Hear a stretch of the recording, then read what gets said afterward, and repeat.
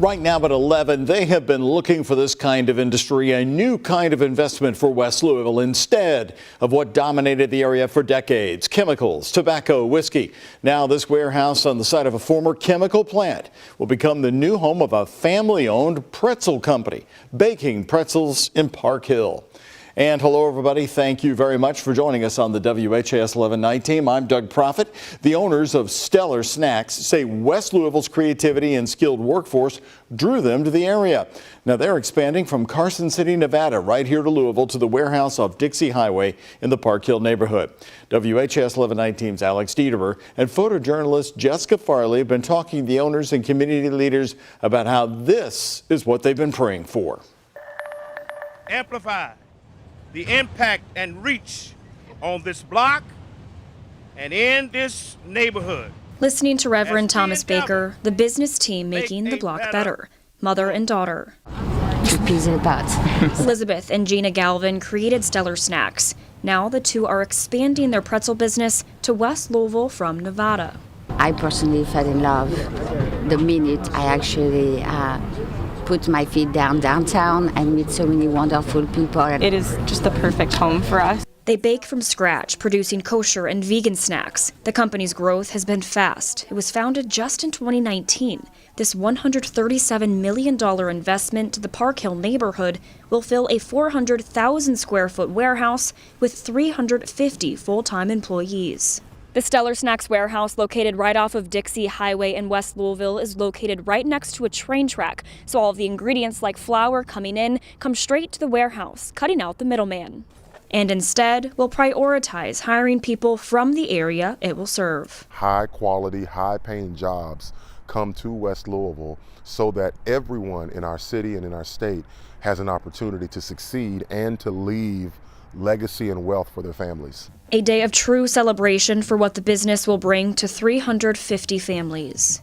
We've seen our community spirit shine brightly through good times and through challenging times. But today, we all come together to celebrate a beacon of opportunity. Prayers now being answered for Elizabeth and Gina and all their new Park Hill neighbors. We thank you for your promise. In Louisville, we thank you for your power. Alex Dieterer. We thank you for your presence. WHAS 11 night team on your side. This project is on the site of the former Blackleaf Chemical Company, which the EPA also identified for a Superfund cleanup in 2011. The pesticide manufacturing company operated in Park Hill from 1930 until 1970.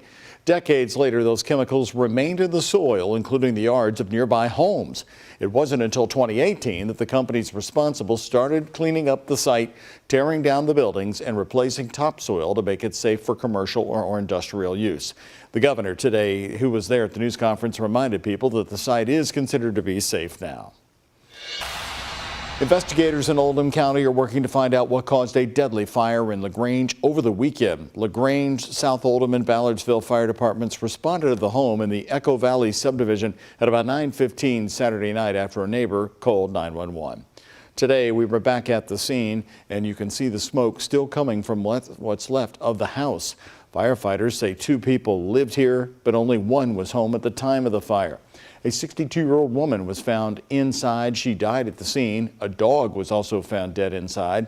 Oldham County fire marshals believe the fire may have started on the outside of the house, but they are still investigating. New tonight, a convicted drug trafficker on the run is now facing new charges.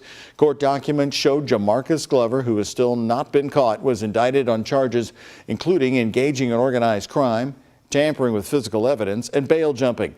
Glover failed to show up in court earlier this month on drug charges after St. Matthews police arrested him in South Louisville on September 30th. Investigators say Glover was using kids to help him traffic drugs out of a Taylor Boulevard home. He was released from jail after paying a $20,000 cash bond. Jefferson County school bus drivers calling off the job by the dozens on some recent mornings. It has happened again this week. Some days, nearly 60 of them deciding not to fire up those school buses, putting parents and students in a bind. WHAS 11 night team's Taylor Woods has been talking to one parental guardian who says the bus driver shortage is impacting young kids. Taylor?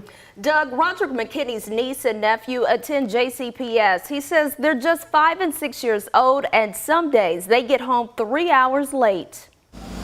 2 months into the school year, and Jefferson County Public Schools are still facing bus delays, but this time around, a different reason. Sometimes they don't get home to 6:30, 7, sometimes 8. Drivers are calling out off the job at a moment's notice. Roderick McKinney has a niece and nephew in JCPS. On Friday, October 13th, the district reported 59 bus drivers who called in. By Tuesday afternoon, 47 drivers called in. That's an average of 44 drivers a day. Off-camera, Teamsters Local 783 President John Stovall told us most bus drivers are saying out-of-control students, the lack of discipline is the biggest reasons for the call-outs. From my understanding, the reason they are quitting or either calling in because it's hard on them and they don't want to be responsible for nobody's children. McKinney says due to this bus driver shortage, once his niece and nephew finish their homework, they have to eat, bathe, then go to bed. But they don't get to talk about what happened at school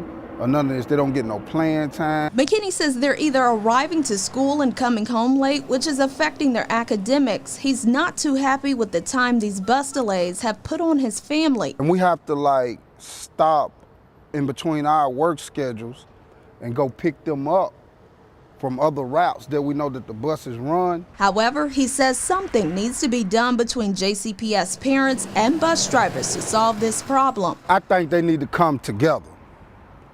Because, most of the bus drivers may know the parents. McKinney feels this will relieve some of the bus problems. And a JCPS spokesperson says they continue to work on efficiencies and pointed to the changes Superintendent Polio laid out for next year. We have those details on those possible changes on our website, WHAS11.com. In studio, Taylor Woods, WHAS 11 Night Team on your side. Taylor, thank you. The city is taking steps to further support Louisville Metro Police. Today, they opened a new wellness center. The Metro Police Foundation, LMPD officers, and city leaders cut the ribbon on the Summit Wellness Center. The facility will provide physical therapy, financial counseling, and mental health services to police officers and first responders. Metro Police Foundation leaders say a physically and mentally healthy officer is the kind that we want in our community. These officers are responding to our most horrific nightmares, and they're doing it for us. They're doing it because they love us. They're not doing it for the pay, guys. They're doing it because they care. And we now are going to take care of them the way they have been taking care of us. This is just one recent investment into the police department. The city is also renovating the former AT&T building at 6th and Chestnut Streets downtown to serve as the Metro Police Department brand new headquarters. That's moving along, and I don't have a date for us to move in. They're about to start working on putting the new roof on. So within the next year or so, we're going to see a lot of progress and a lot of work going on over there. The city is using American Rescue Plan money to help fund the wellness center and renovations for the new headquarters. 1, 2, 3, throw! And the city of Charlestown, Indiana, preparing for future growth. Today, breaking ground on this new water reclamation facility. The plant will help convert wastewater into water that can be used for other purposes like farming or industry. Grants and special funding will pay for a majority of this project in Charlestown, which the mayor says is necessary for the future. Was that if you don't have adequate infrastructure in place, then you will not grow smartly. And we want to make sure that our growth is happening smoothly with little impact on our existing residents, and to make sure that we're prepared for all of the industrial, manufacturing, commercial, retail, and residential opportunities that are coming our way. The city says it hopes to have the plant running by the end of 2025. Looking ahead, it's expected to be another day of voting tomorrow on Capitol Hill as the House of Representatives fails to confirm a Speaker of the House. A Speaker has not been elected. In a vote today, Republican Jim Jordan failed to secure the 217 votes needed to become the Speaker. 20 of his fellow Republicans voted against him. Jordan is a founding member of the House Freedom Caucus and a staunch ally of Donald Trump. We thought we were doing well. That area was a little more maybe, but we were confident. We've already talked to some members who are going to vote with us in the second ballot. Democrats nominated Minority Leader Hakeem Jeffries for Speaker. In the first round of voting, he received more votes than Jim Jordan. A second vote is expected to happen tomorrow morning. President Joe Biden right now is on his way to Israel, departing Joint Base Andrews this evening, but his plans for the trip have already changed. Leaders in Jordan called off the president's planned visit there, the summit with the Arab leaders, after an explosion at a Gaza hospital killed hundreds of people today. Palestinian leaders had already withdrawn from the meeting in protest of that attack. President Biden will now only visit Israel.